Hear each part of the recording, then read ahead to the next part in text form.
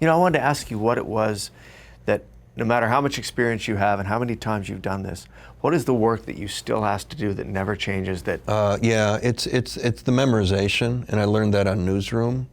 There's a difference between knowing it and knowing what you're going to do with it, and I just know it. And on a lot of movies, and I've done this, the demands on you for Newsroom are far more than most films. The dialogue is a lot less and all of that. So you can kind of memorize it in the makeup room and kind of sort of know it and then kind of find it in 1, 2, or 3. And if you get more takes than that, terrific. So there's a laziness that can set in. And I'm just going to paraphrase this part because it's really not written very well. And so now it gets a little sloppy, and now you're doing things that you've done in other movies because you're improvising, and you kind of go to your default thing that you do, and or you can just sit there with that script and drill it.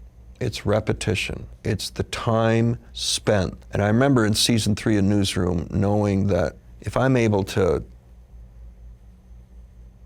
whip it, rattle it off, word perfect, then I know it. If I can't do that and I stumble at then I don't know that section well enough.